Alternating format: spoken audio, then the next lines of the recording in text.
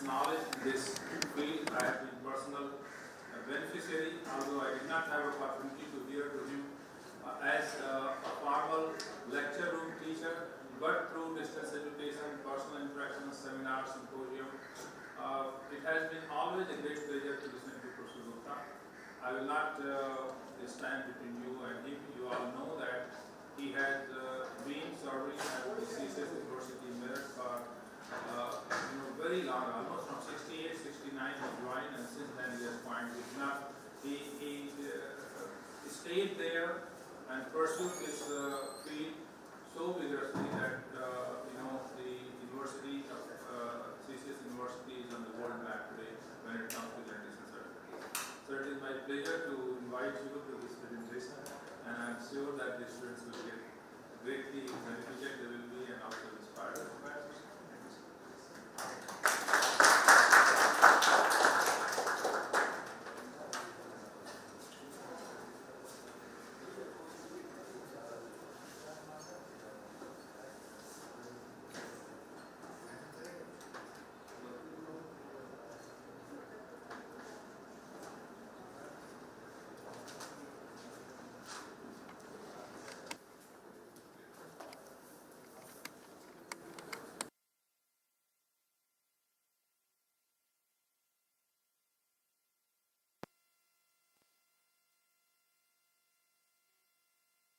I like to call him Ashok. For the last 20, 30 years, I have been interacting with him, and he always considered me to be his teacher. Therefore, it's a great pleasure to be here, the place where I had a wish to work once upon a time, but did not get a chance. Before I talk about the subject which has been given to me by the organizers, I very briefly like to mention two different aspects. One is about the Nobel Prizes which are awarded every year in the first week of October. And I am very fond of learning more about these Nobel laureates who are awarded Nobel Prize every year. This year's Nobel Prize, I don't know how many of you have read about it, but was awarded on Monday this year.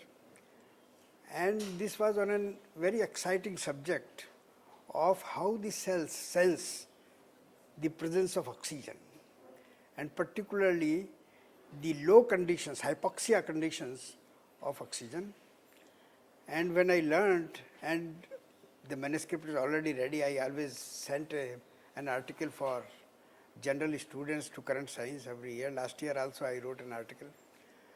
And this, very briefly telling you about it, is that under normal conditions of oxygen, the cell can sense the normal conditions, and there is a protein called hypoxia induction factor which can sense the oxygen, and under normal conditions this hypoxia induction factor undergoes degradation. It is finished. There is a machinery which will not allow this hypoxia induction factor to function.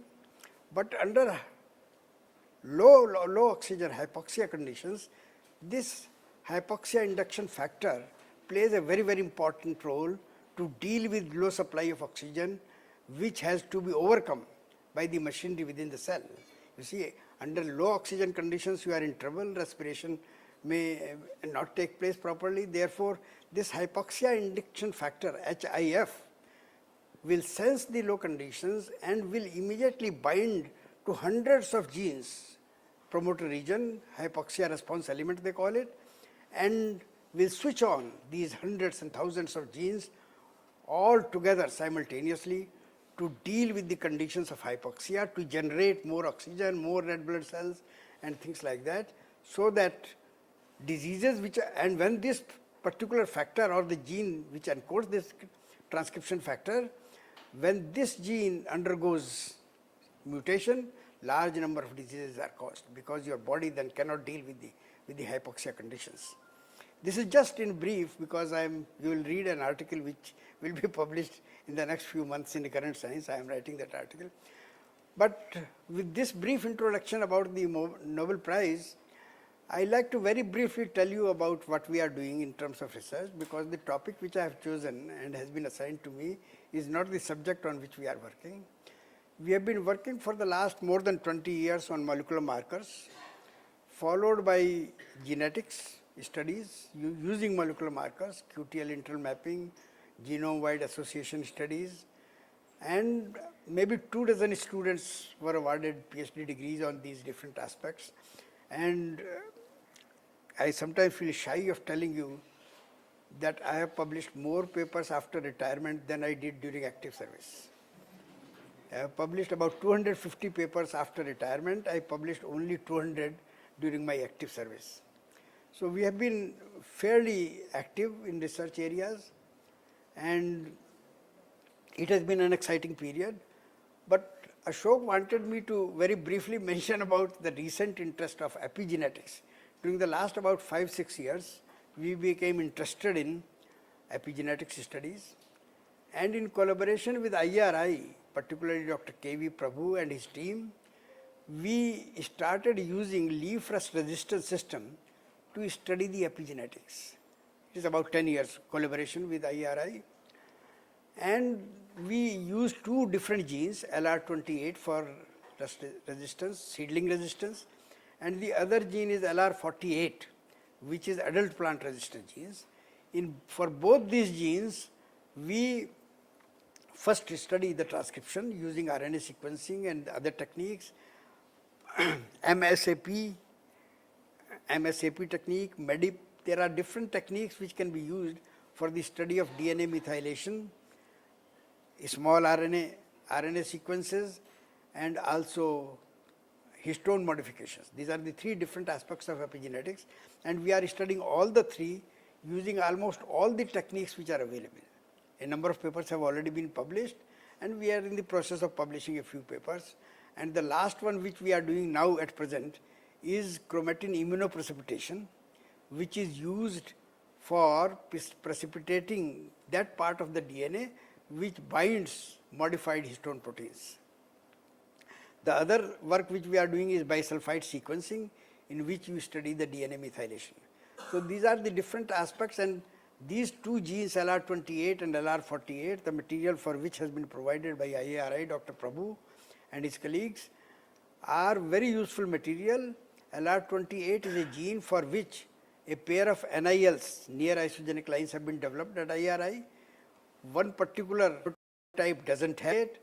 Before adult stage, it is susceptible, and in the adult stage, the plant becomes resistant, so that if you collect samples before the adult stage, pre-adult stage, and post-adult stage, you can find out where the plant is switching on the resistance gene in the adult stage. And therefore, we collected samples at both these stages and tried to find out the differential expressed genes which are due to resistance. I hope I will some other time get a chance to talk about that work of epigenetics, which is very close to my heart. In a recent conference in Mumbai recently, I gave a lecture on that aspect, epigenetics of leaf rust pathogen system. But the topic which has been assigned to me this year is beyond genome editing, the base editors and their utility for crop improvement. This is the topic on which I gave a lecture last year also, almost a similar training program.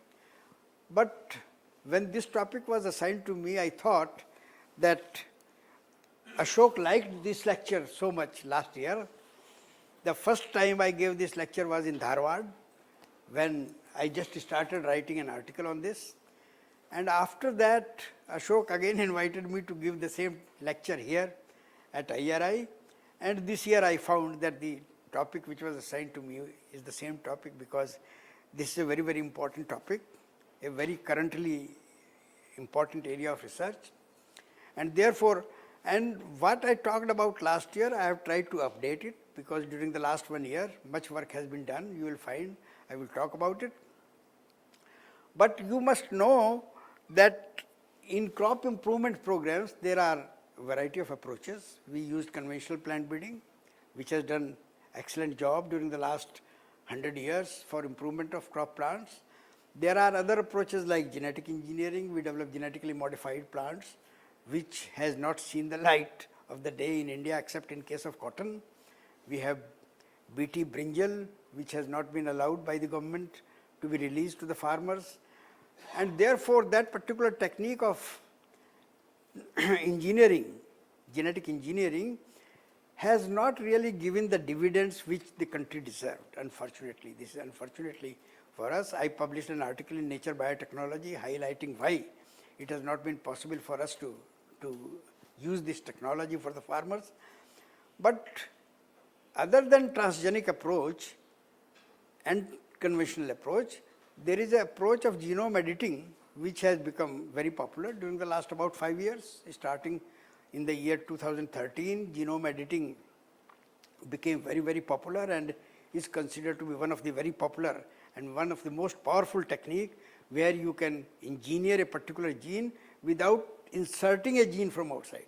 You see, in case of transgenic plants, you insert a gene from outside. Therefore, the transgenic plant carries a gene which is not already present. It means you can insert a bacterial gene, you can insert any gene from anywhere into the plant and improve the crop plants. And this is why there is so much of hue and cry that you are inserting, you are working against nature, and therefore the product which you are developing should be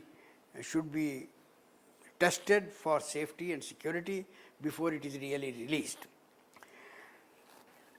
But other than this genome editing, you alter a pre-existing gene with the help of a technique. There are 3 or 4 techniques, but the most popular technique is CRISPR-Cas technique. CRISPR-Cas is a technology with the help of which you can identify a gene, particularly known gene, which has been characterized, and alter any part of this gene in order to bring about an improvement. This technique has already been used in some cases, particularly it has been shown that it can be used, and there are 1 or 2 products also which have been released, and there is controversy whether or these genetically modified plants or edited plants should be treated as transgenic or not. There are several countries which consider that they should not be subjected to regulatory process. There are other countries which feel that they should not be regulated because you are not really transferring any gene from outside. But this genome editing technique also has several problems, and I am going to tell you about these problems which this genome editing technique has. And the technique which I am going to talk about, base editing, is an improvement. Although we use CRISPR-Cas in this case also, but CRISPR-Cas has been manipulated and modified in a manner that the technique becomes more precise, more programmable. Therefore, you are making a change which you desire, and other changes will not take place, because in genome editing there are many other changes, off-site mutations which take place, that makes the power of genome editing less powerful than the technique of base editing. This is the outline of the lecture. I will talk briefly about the limitations of CRISPR-Cas, because of which base editing has become important. Can we switch off the light? And then I will talk about the base editors, which have been developed in 2016 and 2017, cytosine base editors and adenine base editors. And then I will briefly talk about the base editors which have been developed for treatment of human diseases. Large number of human diseases can be dealt with the help of base editors. And then I will talk about plant base editors. The first part of the lecture will be with the development of these base editors and their use in treatment of human diseases. And the second part of the lecture will be plant base editors, which have been developed in several countries for crop improvement.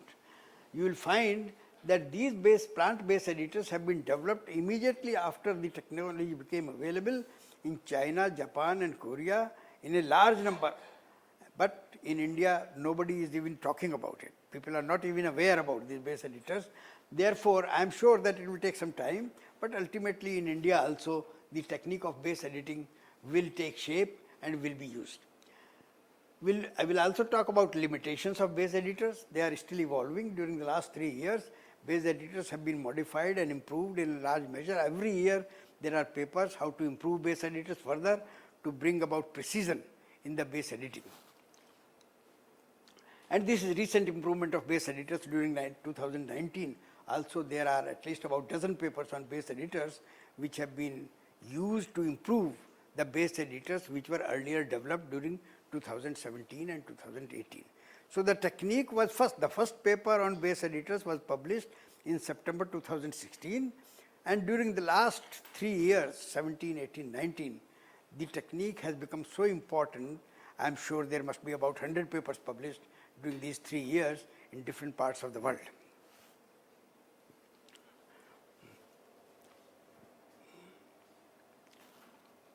You see, this is a product of genome editing, where CRISPR-Cas technique has been used.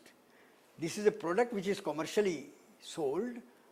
Mushroom, where the color of the mushroom from brown to white has been changed, and in USA this has been released without any regulatory process. This is the only product of genome editing which has been commercialized, and commercialized without any regulatory problems.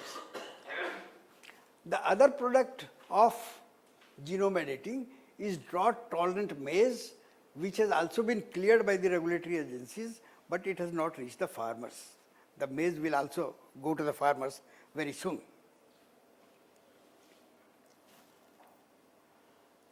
There is an article published in Scientist, February 2019, and this article describes the prospects of use of CRISPR for crop improvement programs. There are a large number of crops where it is being used.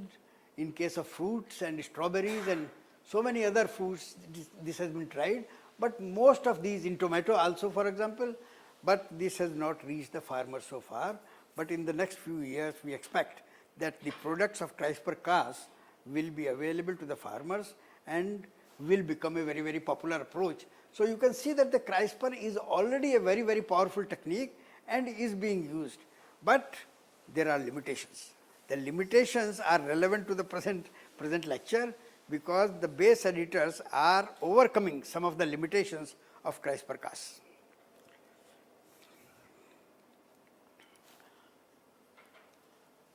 There is a review published on CRISPR-Cas in 2019. This is the review published in Annual Review of Plant Biology. If you have not seen it, you can note down the reference. It will be available in the presentation also later on. In this particular technique, the present status of CRISPR-Cas is described, and they also mention in this review about the base editors, which is a more precise technique over the genome editing technique. Base editors, therefore, even on the basis of this review, will be increasingly used in future as a supplementary tool with genome editing. You see, because of the popularity of these two approaches, genome editing and base editing, there are a number of papers and reviews published almost every month, not every year. Every month you find some important articles published on these two subjects.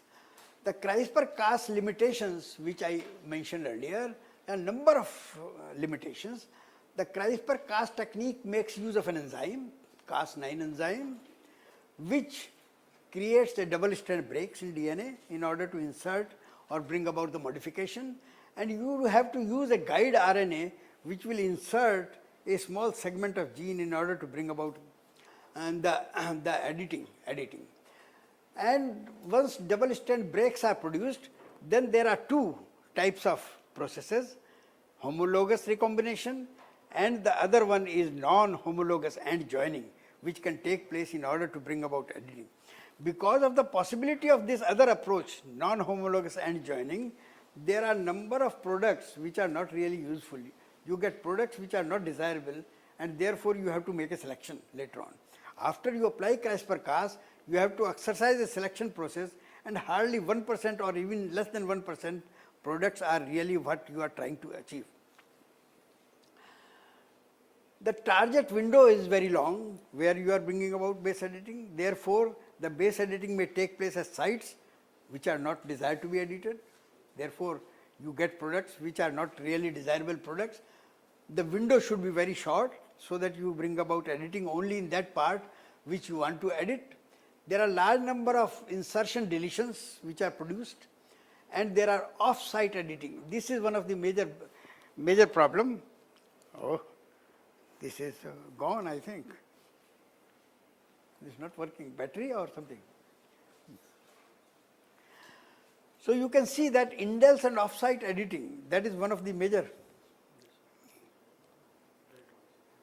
Will it work for switching the slides also? No, sir. Okay. So you can see that insertion deletions and offsite editing, this is one of the problems of CRISPR-Cas. Restrictions due to PAM sequence. If you are not familiar with the PAM sequence, PAM is proto-spacer adjacent motif, which is present here. You can see this is the PAM sequence. And this PAM sequence must be present about 20 nucleotides downstream of the site which you want to edit. If you have decided about the site to be edited, that site must be present in a region of the DNA where this PAM sequence is present 20 base pairs downstream. If PAM sequence is not present, you cannot bring about the editing because the function of CRISPR-Cas depends upon the availability. And it has been shown that among the genes which you would like to edit, hardly about 5% or even 1 or 2% are such genes where PAM sequence is available. Therefore, you want to edit a gene, but PAM sequence is not there, therefore genome editing approach cannot be used. So this is another very important limitation and major limitation of using the CRISPR-Cas technique.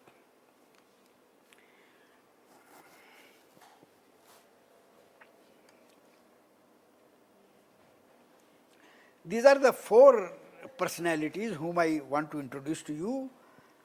These 2 ladies, the first 2 ladies, they were the persons who discovered the CRISPR-Cas technique and therefore are the most important persons.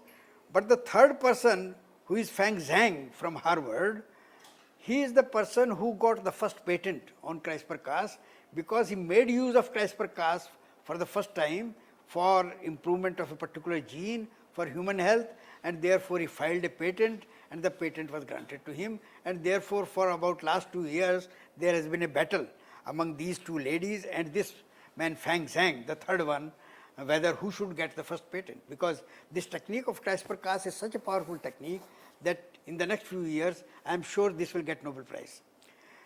The 4th picture which you see at the end is the picture of a person, David Louis, who is a very important person, the discoverer of base editors.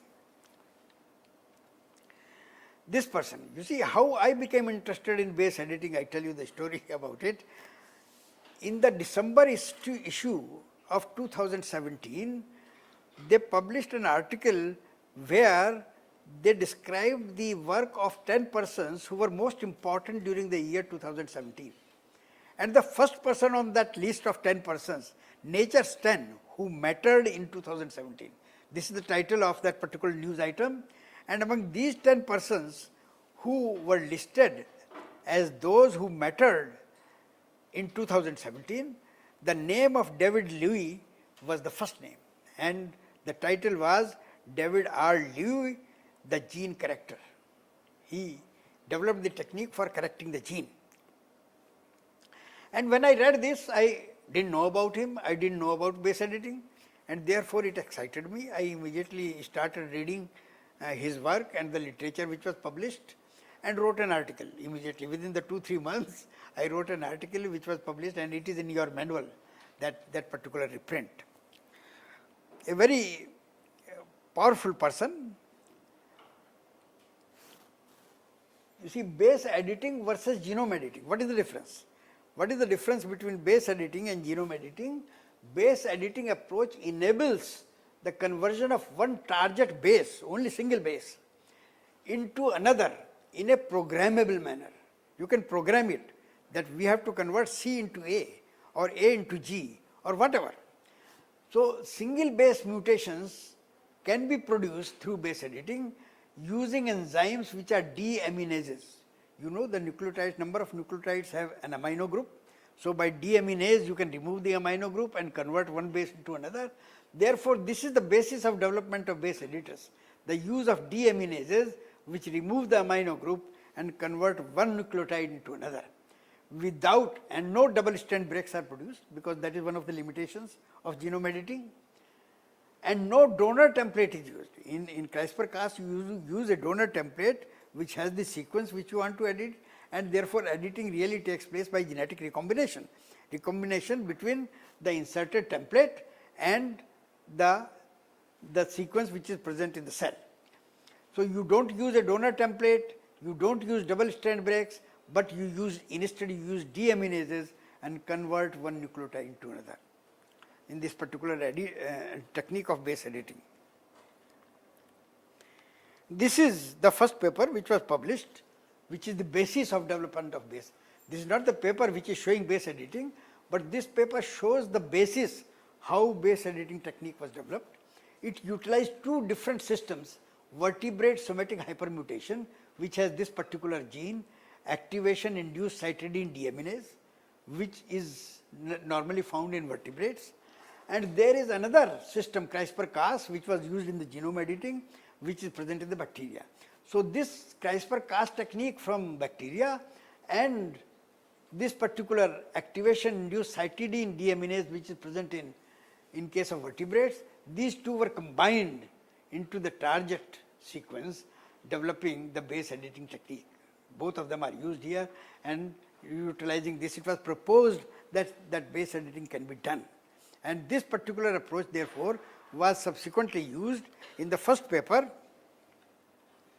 which was published on base editing. Cytidine was converted to uridine. You have the amino group here. This amino group is removed with the help of cytidine deaminase, and you get uridine. And this uridine is then changed into thymine, and therefore CG is converted into TA. So you change one particular base pair from CG to TA. And I must tell you that there are large number of human diseases. Thousands of papers have been published, and it has been shown that 70 to 80% of diseases are caused because of single nucleotide change in a particular gene. Therefore, if you can use this technique, you can really deal with almost 70 or 80% of genetic diseases which have been detected and whose genes have been identified during the last about 20 years. Very, very important. The other base technique is the conversion of adenosine into inosine. In this case also, the amino group of adenosine is removed and you get inosine. Inosine, you must be familiar, that is a base which is very commonly present in transfer RNA as an alternative base, and this inosine is read as G, guanine, so that it will pair during DNA replication with cytosine. So you will get then, in place of AT, you will get CG, GC during base editing. So both cytosine and adenine deaminases were used in order to bring about a change in single base pair of the DNA of a particular gene. But you should know the sequence of the gene. You see, one of the limitations of CRISPR-Cas and also base editing is that you should know the structure of the gene, you should know the nucleotide base pair which is responsible for the change, so that you can pinpoint that this is the base pair which I want to change to bring about the desirable change. This is, you see, following this approach of base editing using deaminases, 4 different generations of base editors were developed within 1 year. Starting from 2016 September to October 2017, within 1 year, 4 different generations of base editors were developed, bringing about improvement one after the other. And I will briefly describe how this improvement has been brought about. In this case, you have a guide RNA with a scaffold and spacer. You have Cas9, which has been modified, disabled. You see, Cas9 enzyme brings about a double stranded break, and we don't want it.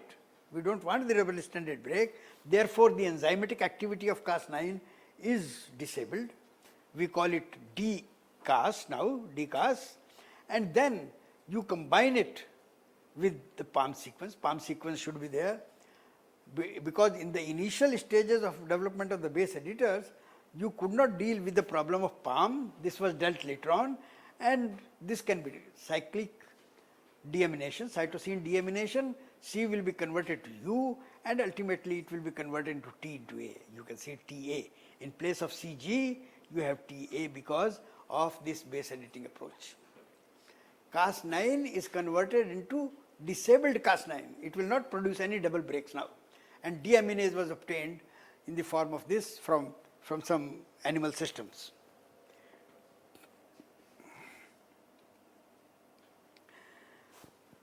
This is base editor generation 2. Limitations, base editor 1 immediately were found to have some limitations, and these limitations are that there is a base excision repair, DNA repair. If you have read about DNA repair, there are different mechanisms of DNA repair within the cell, and one of the repair system is called base excision repair, where the base is excised and new base is inserted, and this system, base excision repair, does not allow base editing. As soon as cytosine is converted into U is converted back to cytosine because of the presence of base excision repair. So what you are trying to change, the cell does not allow the change because of the base excision repair. So this is because of this enzyme, uridine glycolase enzyme, which converts U back to C, and therefore the change which you are introducing does not continue, and therefore a solution was sought in order to deal with the problem of base excision repair and glycolase enzyme. The base editor plus this uracil glycosylase inhibitor was used. This will inhibit this enzyme glycolase, which converts U back to C, and therefore once you use this inhibitor, this enzyme will not function, and therefore U will not be converted back to C, and your base editing approach will become successful.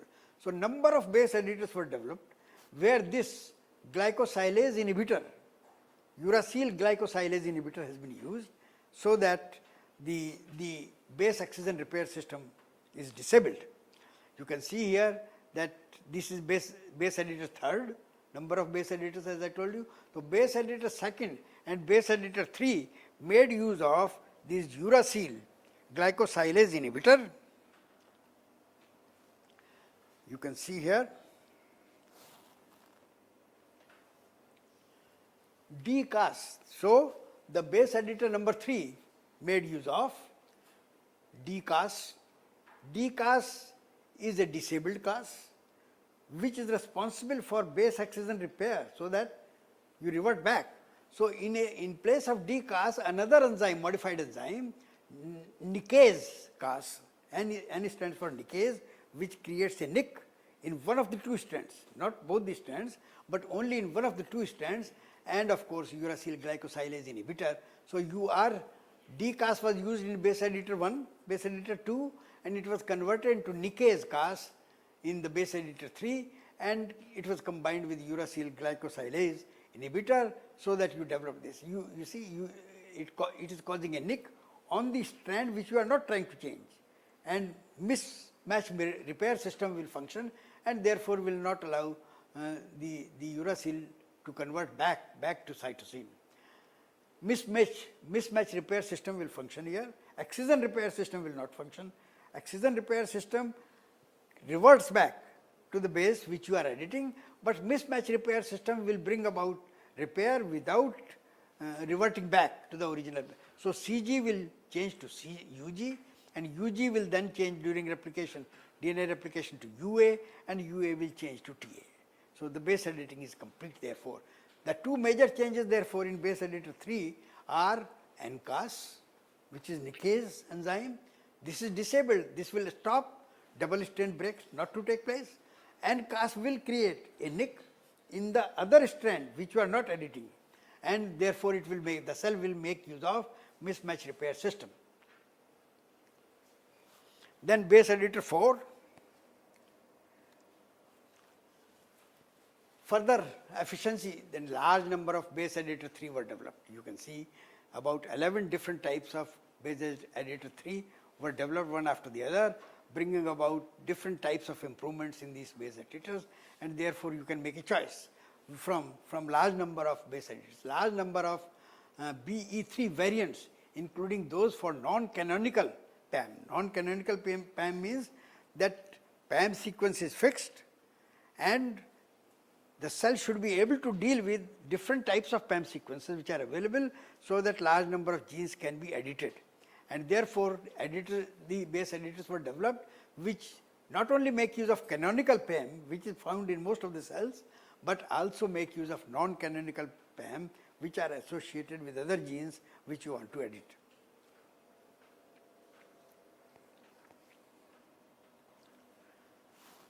Base editors generation 4. In generation 4, base editor generation 4, the number of copies of uracil glycosylase inhibitor has been increased from 1 to 2. There are 2 UGI here, and therefore the efficiency of the base editor increased because of increase in the number of UGI, 1 to 2. The two uracil glycosylase base editors have been used in this case. In this case also, you can see this UGI is present as a separate plasmid. In this case, they are present within the plasmid. So, base editors 3 have been improved by inclusion of 1 or 2 copies of UGI. In this case, you can see that there are 3 copies of UGI. So, by increasing the number of UGI, uracil glycosylase inhibitors, from 1 to 2 to 3, the efficiency of the base editors was improved, so that you had improved enhanced base editors. They called them enhanced base editors, where more than 1 copy of UGI have been used.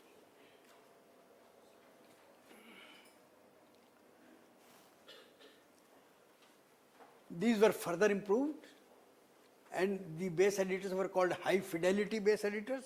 High fidelity base editors, where number of mutations are there. You can see there are 2 mutations for CAAST9 which are shown by red. There are 5 other mutations which are responsible for high fidelity. So, by number of mutations, you see this gene CAAST9 has been subjected to a number of mutations by replacing certain amino acids. You can bring about changes in the nucleotide, so that the amino acids which are present in the enzyme, they will be altered. And there are now, you can see that there are 2 changes, mutations for CAAST9, and there are 5 other changes which are brought about to obtain these high fidelity base editors. And these are and then there is another sequence, GAM sequence from this Phage-MU, which has also been inserted here after the base editors, and this presence of GAM also improved the efficiency of the base editors, and therefore they were called as high fidelity base editors with the introduction of this particular sequence GAM from mu.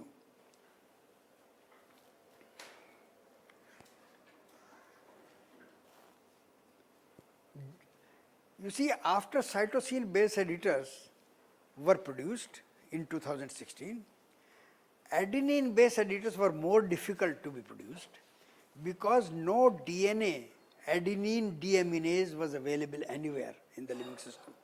Cytosine deaminase were available in the cell, you could make use of them, but adenine base editors, DNA adenine base editors were not available anywhere in the cells, and therefore it was more difficult to produce DNA adenine base editors. There is no known enzyme that converts adenine to inosine. There is no adenine deaminase in the nature, but RNA deaminases were available, because in the transfer RNA, inosine is present. So adenine base editors, they change adenine into inosine, and therefore this RNA deaminase was utilized in order to develop a DNA deaminase. This RNA deaminase is an enzyme, TAD-A is an enzyme which converts A to I in transfer RNA in E. coli. So this particular enzyme was picked up, the gene for this. This was used for developing DNA adenine deaminase.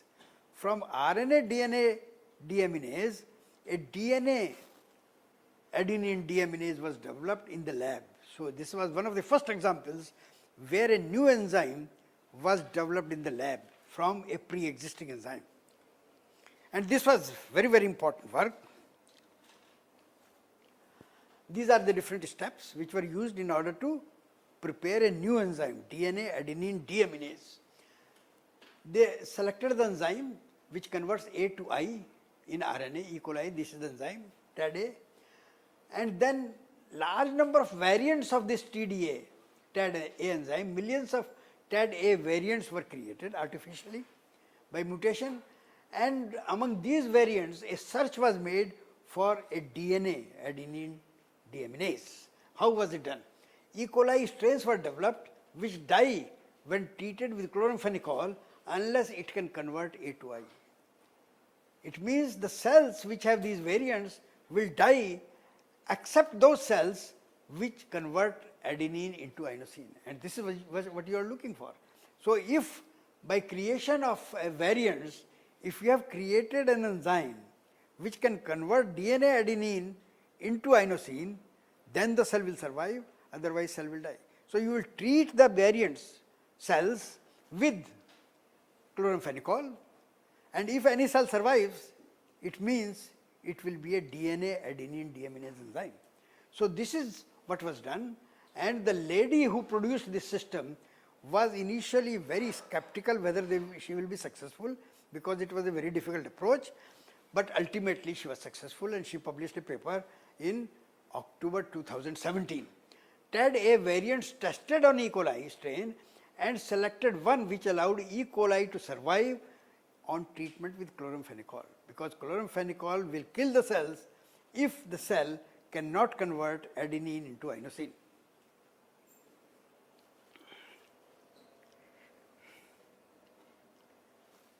See, this is the system. This is the paper published.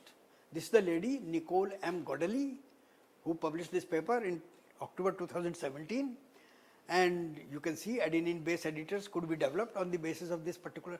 The only bottleneck for developing adenine base editors was the availability of DNA adenine deaminase. And this was synthesized in the lab by creating mutations and selection. So adenine deaminase is there, and you have now base editors, adenine base editors, which were not available and which was doubtful whether or not adenine base editors will be developed, and this paper was published in Nature, October 25, 2017.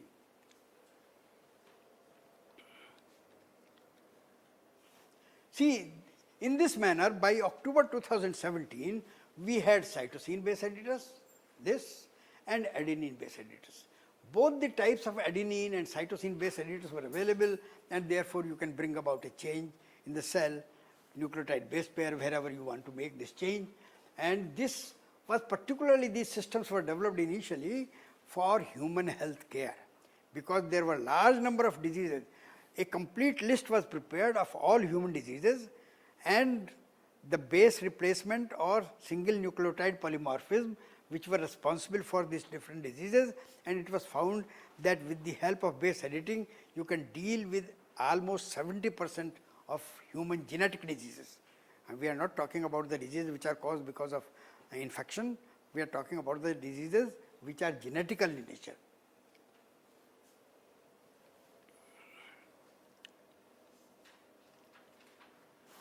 You see, I have included this picture deliberately because the students, the participants who are here, sitting here, they may feel inspired. These two ladies have become the world-renowned scientists. This is the lady who first postdoctoral fellow in David Louis lab.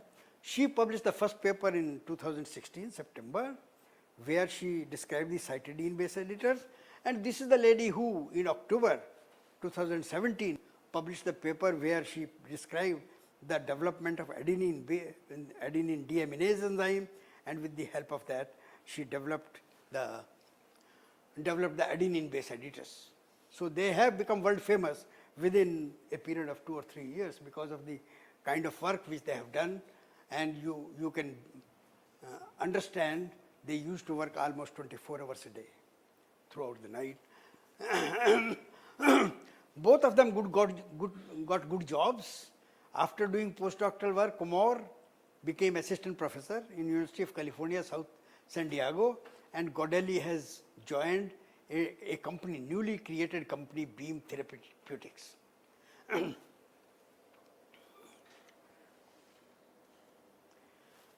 This is the picture of 4 important scientists who established a new company, clinical trial company for dealing with human diseases. Beam Therapeutics is the name of the company, startup, which was started in 2017. There are more than 100 employees in this company now, within a period of 1 or 2 years. Left to right, these persons, this is the Chief Executive Officer, John Evans. This is David Louis, who is considered to be the most important person for the development of base editors. He published number of papers every year. And Keith Jung, and this is the person Fang Zhang, who was involved in that battle over the CRISPR-Cas technique, who will patent the technique. So these four together, all of them are at Harvard Medical School, and they started this company, and this company is already gaining importance, and they are trying to bring about therapeutic clinics. The number of trials have been conducted utilizing the base editing approach. And along with the paper published by Godelli in October 2017, where she described the synthesis of adenine deaminase and the adenine base editors, there was another paper published in the same issue of Science, where RNA base editing was described. So far we were discussing about DNA base editing, but sometimes you may be interested in using RNA base editing. Suppose you don't want permanent change in the DNA of the cell and you want a relief, temporary relief, then you can conduct RNA base editing, and therefore RNA base editing technique was developed by Cox et al. Fang Zhang, whose picture I showed you earlier, he was the person who developed this approach. This is the person, you see, Fang Zhang. He developed the approach where RNA editing can be done.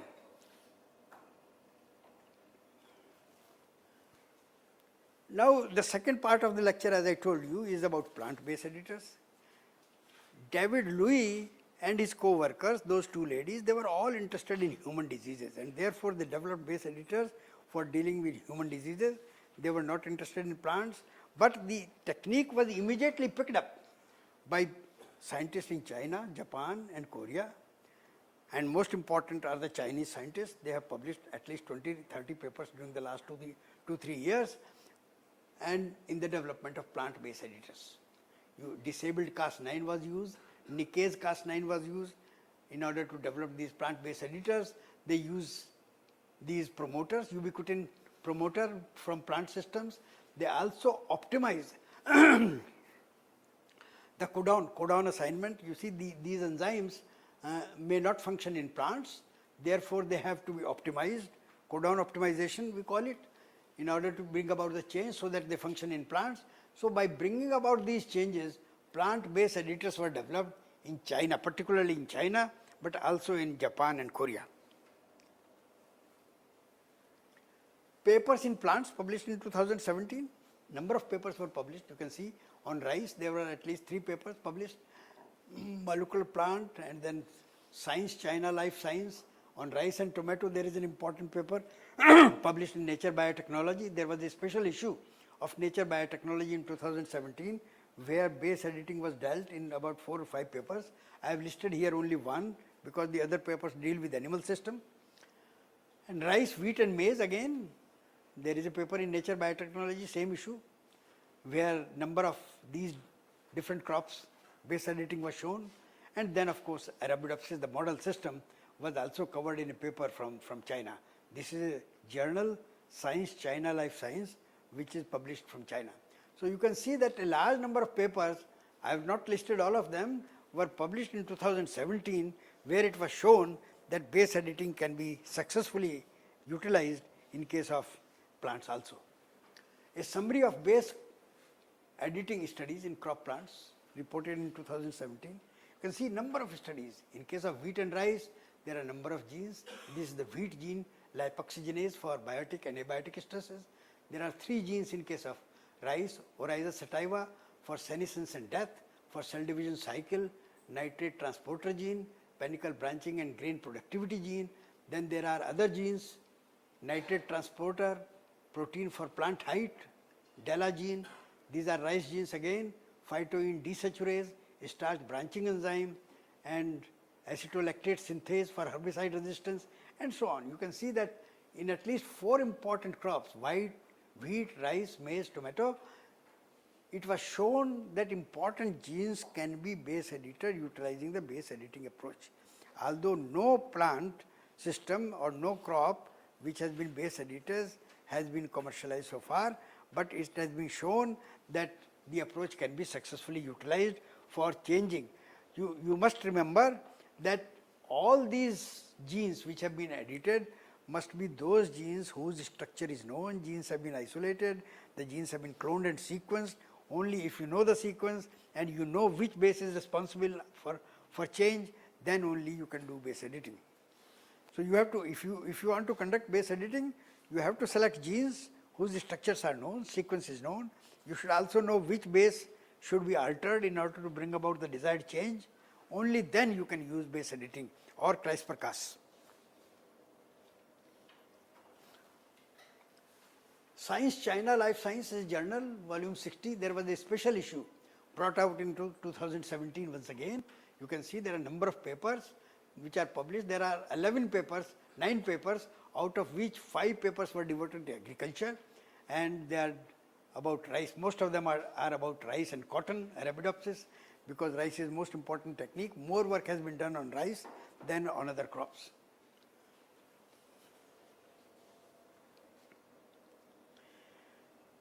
Then base editors for rice were developed one after the other. There are about 20 different base editors for rice were developed.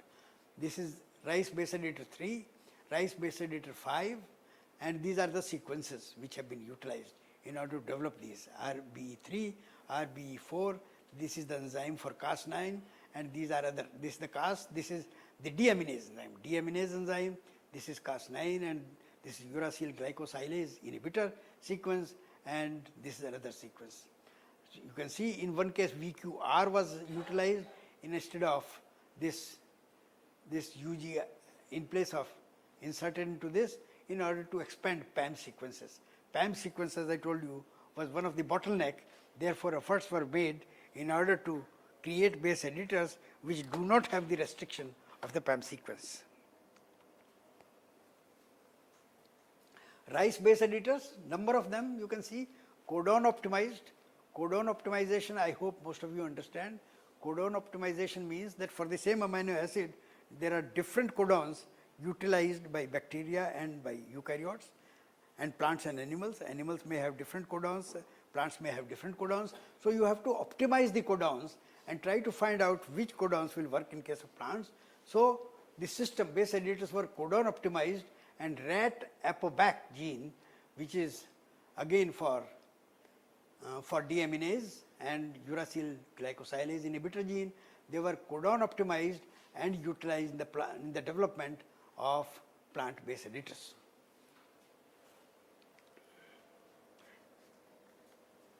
These are again number of target genes which have been shown that they can be edited with the help of these different rice base editors, RBE3 and RBE4. Rice base editors again, these are the different modifications which have been made in order to develop these rice base editors. From rice base editor 3 and 4, rice base editor 5 and rice base editor 9 were developed, which were further improvement on the rice base editors. This is a picture of herbicide resistant plants in tobacco which were developed through base editing, just to show that the technique can be successfully utilized. More papers in 2018, last year, number of papers were published. Precision genome engineering through adenine and cytosine base editing, nature plants.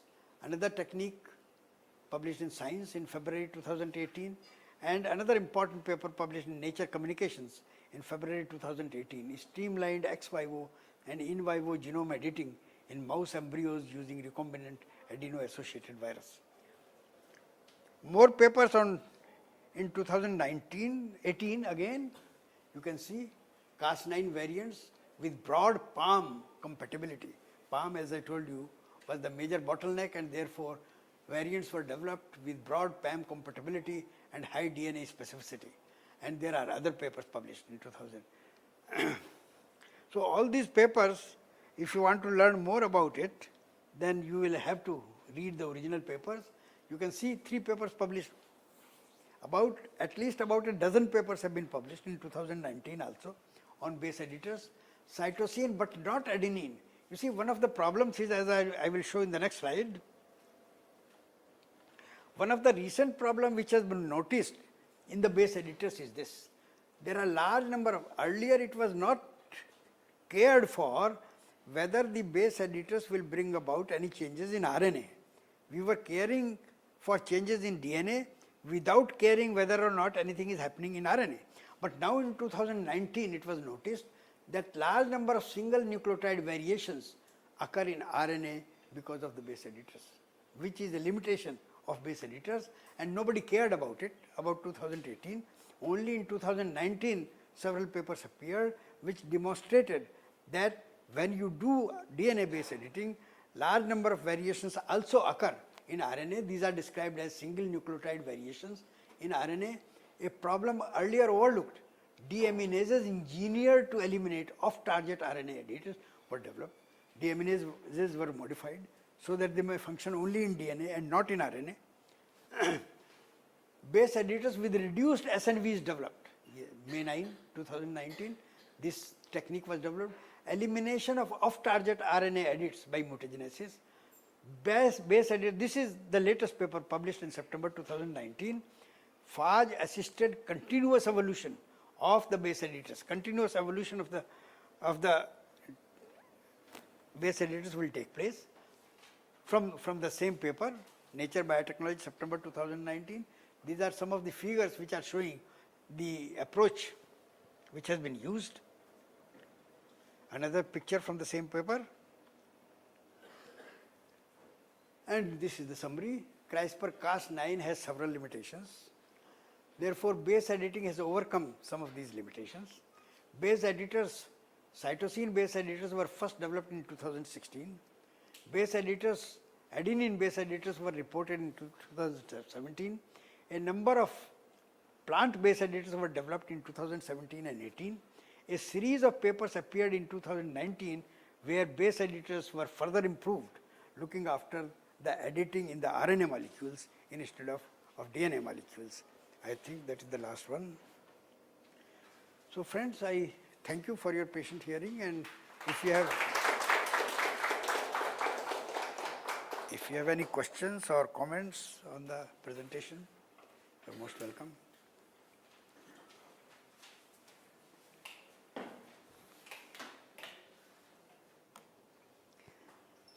This is a new area, and unfortunately India has not even started about it, not even talking about it. I have not seen many scientists who are aware about base editing, and this is why I wrote an article in Current Science, so that students like you can read it and learn about this new technique which has yet to start in India. Scientists have not even started thinking about it so far. No comments? Sir, in case of induced mutations, will create point mutations. Yes. There also base changes, single base or two bases. How it is different from base? No. You see, in case of mutations, you don't even care to know what is happening. In case of mutations are random. First thing, 99% of mutations will be harmful. You have to exercise a selection to find out the desirable mutations. And once you get the desirable mutation, you don't care unless you study the molecular basis of the mutation which you have induced. You don't really know. But most of these changes which are produced artificially, they may occur in nature also, but we never care to find out. But in this case, this is more precise and programmable. Therefore, you are doing what you want. And in the case of mutations, you are creating mutations and then selecting the desirable one on the basis of phenotype only. In case of tilling, we'll go for target-induced mutations. In the case of? Tilling, sir. Seedling stage? Tilling, sir. Tilling. In the case of tilling also, you use mutations, and then you try to find out, you do allele mining. For example, you look whether the particular gene which you are interested in, whether a variation in that particular gene has been created. So you are not really working in a programmable manner. In that case also, tilling also, you are doing allele mining actually in tilling. Because you create mutations and because you know the structure of the gene in which you are interested, then you try to find out whether that particular gene has also undergone mutation. That is what is tilling. So tilling is verification or selection of the desirable variation in a particular gene of your interest. And in that case, of course, you can find out in that case what is happening because of finding out the sequence. Sir, in case of CRISPR-Cas9 technology, there are many PAM sequences for editing. No, there is one PAM sequence, universal PAM sequence, which is present in the bacterial CRISPR-Cas, NGG or NSS, and that particular PAM sequence must be present in order to bring about use CRISPR-Cas technique. That is one of the limitations, because you can only edit those genes by genome editing where PAM sequence is present 20 base pair downstream of the gene in which you are interested. And with the help of base editors, they have developed base editors, which can deal with a variety of PAM sequences. Thank you.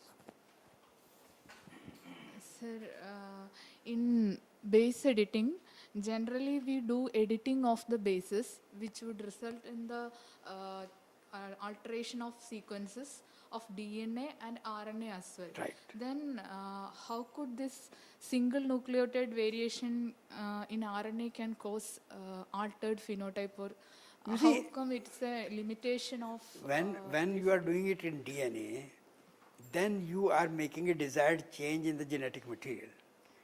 But when along with this change, there are changes which are occurring after transcription. You don't want those changes. In the RNA which is transcribed, you are getting changes which you don't want. And therefore, you would like to have an approach where DNA should be altered, single base, but no further alteration should take place in RNA, unless you are really interested.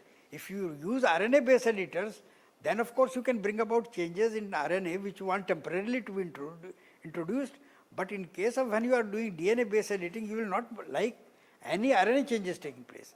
But the problem was detected in 2019. Thousands of changes in RNA take place after base editing has been done, and therefore what you are trying to do is not really achieved. Therefore, you have to develop base editors where DNA base editing takes place at the DNA level, but no changes take place at the RNA level.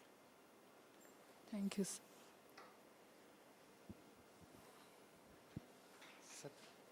Nowadays, we are coming across many genome editing concepts in human genome genetics, human genetics, sir. Being a plant breeders, are there any criteria or condition which need to be considered before applying those mechanisms to I have told plants? you the limitations. You see, you should know the gene in which you are interested. You should know the sequence of the gene. You should also know the nucleotides which you want to change, and only then you will do CRISPR-Cas or base editing. In the case of CRISPR-Cas, there are many limitations because the window is large and there is double strand breaks, and therefore the products which you get in CRISPR-Cas, there are variety of products and you will have to make selection. But in the case of base editing, you are doing changes in a programmable manner and precise manner, and therefore the products which you will get will be what you predicted. So there is an inherent limitation with the CRISPR-Cas, and actually base editing is also CRISPR-Cas. It is a modification of CRISPR-Cas. Okay, thank you, sir. Sir, if we know gene function, we know sequence, then change in single nucleotide some other function. How they came to know, sir, that if they... You see, when you conduct genetic studies in plants, for example, you conduct association mapping. You get large number of SNPs which are associated with the trait of your interest. But these changes are associated with the gene or QTL, associated with the character of your interest, but you do not know whether they are causal. You see, one of the post-GWAS exercise which we are undertaking is, if you have 10 SNPs associated with a particular gene, you want to find out which is causal. You see, for plant breeding purposes, we don't care about the cause. You know that this marker is associated with the trait, and therefore you will use it without knowing the reason. But in this particular approach, you should know the causal SNP. So if you have 10 SNPs for a particular character associated with a particular QTL, there are methods available which will allow you to find out the causal SNP. And that causal SNP has to be altered in base editing. So you have to make a distinction between marker trait associations and the causal markers. Large number of markers which you detect for plant breeding, they are not causal, but they do the job. In plant breeding they are useful, but you don't care about the causal because you want to select the plants which are desirable without caring whether you are selecting it on the basis of the causal or non-causal. Large number, about I think 70-80% of markers which you detect, they are not causal, but they do the job. In plant breeding they are useful. But if you want to use base editing, you will have to find out the causal SNPs.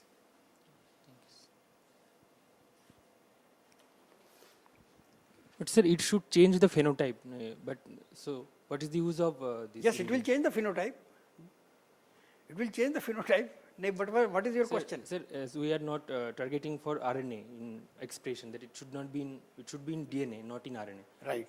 So that's how the phenotype is getting affected. If you are using the causal SNP, then causal SNP will be the one which will change the phenotype. If you have two different SNPs, AT and CG, so the two plants having these two base pairs will differ in phenotype if it is causal. If it is not causal, then of course the phenotype will not differ. It will change the RNA of the change which we have made. But sir was Yes, talking about yes. target RNA. You see, when you make a change in DNA, there will be change in RNA also. But we were talking, the limitation is that there are other changes, large number of other changes in RNA which you did not introduce in DNA.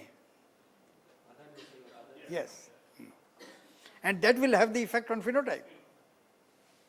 Sir, you said we are using variants of PAM, PAM sequences nowadays. Yes. So whether those are targets of variants of Cas9 proteins, or if not, how we are targeting No, the those? PAM sequence, you see, the canonical PAM sequence, which is generally found associated with CRISPR-Cas system, is present in the bacteria. And that is the one which we are using. So in most of the cases, your Cas9, the enzyme will function only when that particular PAM sequence is present. In many genes, 80-90% of genes, that PAM sequence is not present. Therefore, you will have to develop the enzyme which can recognize the other PAM sequences also. Sir, I want to ask general question that why our country India is lagging behind in developing these techniques. Because people like you are not working. You should be. You see, the purpose of telling this story is to develop your interest in the emerging area. Those two ladies could do it, but why can't you do it? So, from today, think of doing some work on base editing.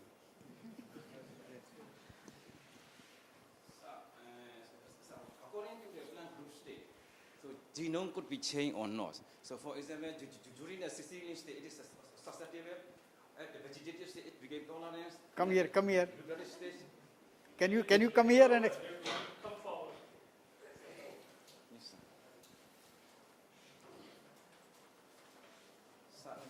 Yes. I would like to know, according to the plant group states, so genome could be changed or not. So, for example, at the seedling state, it became susceptible. At the vegetative state, it became tolerant. At the flowering state, it became susceptible. So, genome could be you changed. see, if you make a change at the seedling stage, then you will have to exercise selection later on.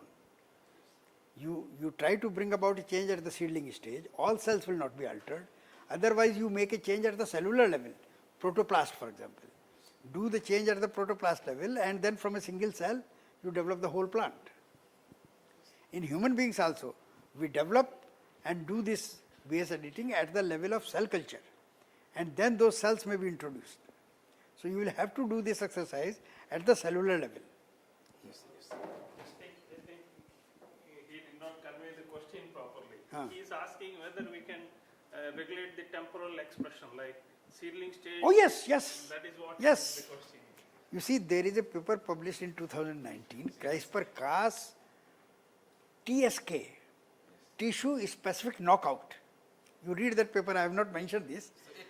Tissue specific knockout. So there are systems available and are being developed where you can knock out the gene in a particular tissue. And you can knock out this by using promoter sequences, tissue-specific promoter. If you have tissue-specific promoter and you make a change there, then this change will express only in a particular tissue, depending upon the promoter which you are altering. So this paper interested me, TSK, CRISPR-Cas TSK. Note कर लीजिए, CRISPR-Cas TSK, small t, small s, small k. इसको internet पर डालिए, form मिलेगा paper आपको. Only one paper published, CRISPR-Cas TSK. Yeah, if it is inflorescence specific Yes, or yes. floral primordia Yeah. specific, it can be expressed. Tissue-specific expression can be introduced. You see, tissue-specific expression can be introduced in any case with the help of promoters, because promoters are tissue-specific, temporal and spatial expression can be controlled. So by controlling the promoter sequence, you can develop tissue-specific and time-specific growth stages also. Thank you, sir.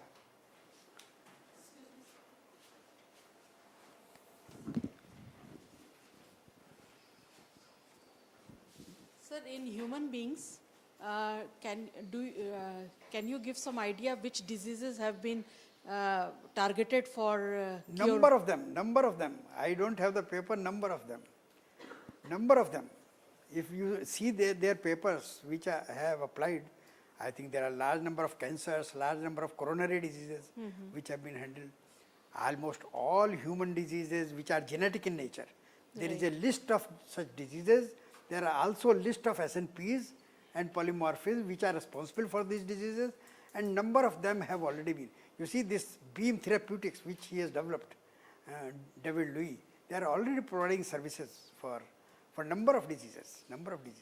You see, for example, this Nobel Prize which was awarded on Monday, Right. this also deals with a large number of diseases, including cancer and heart diseases, and many of these diseases are because the hypoxia system fails. The hypoxia system should be there to deal with low oxygen, and then the system works.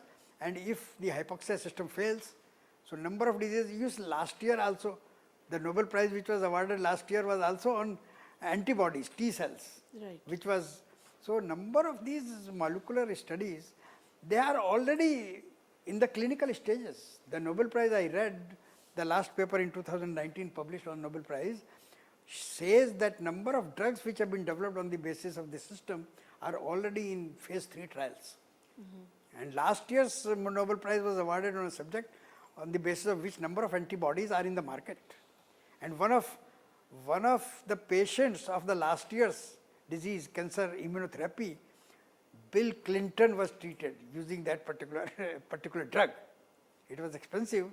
And similarly in this case also, I think in plants and animals both, large number of cases have been demonstrated as concept of principle at the cellular stage, but not actual human beings. It has not been shown in actual human beings. It may take some time, but this company which they have started, Beam Therapeutics, is already handling cases of diseases.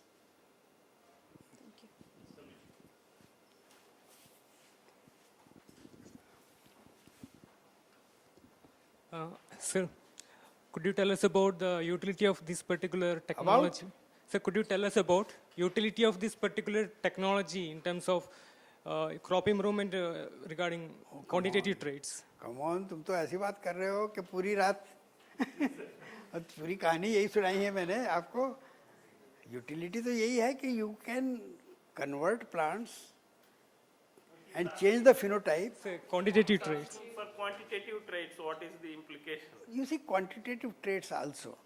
Quantitative traits, you have been dealing with quantitative traits for decades. Plant breeder quantitative traits नहीं deal करता था, तमाम deal करता था. So quantitative traits also are controlled by major genes and minor genes. And quantitative traits are also controlled by single gene, transcription factor. If it is a see, submergence tolerance in rice, the most popular example. It is a quantitative trait. And the sub1 gene controls 900 genes, single gene. So you have to hit a particular gene which will control a large number of genes. So when you are dealing with genes for transcription factors, you may come up with a gene which is controlling thousands of genes. This Nobel Prize, today's Nobel Prize, Monday's Nobel Prize, is also such a case. You have hypoxia induction factor which is synthesized under a particular gene, but if you knock out this gene, thousands of genes are expressed. So, in quantitative genes, as a plant breeder, you have to pin out a particular gene which controls a large number of genes, and most of the time they are transcription factor genes. But we have to find out those genes, major genes which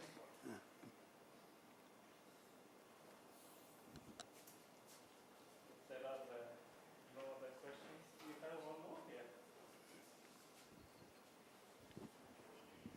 Sir, you mentioned many successful examples in case of rice, wheat, many crops. Was there any field level problems like germination or No, any? I don't think we have reached that stage. We have not reached that stage yet to find out whether they will function in the field also. That has to be done, I think. It is too early for. Sir, to overcome these single nucleotide variations in RNA, can they go for base editing in RNA? Yes, there was a technique. RNA deaminases can be used. That Fang Zhang published a paper in October 2017 where he developed deaminases for RNA. In that case, you want a temporary change. You don't want to change the genetic material. So RNA editing can be done at will. Yes.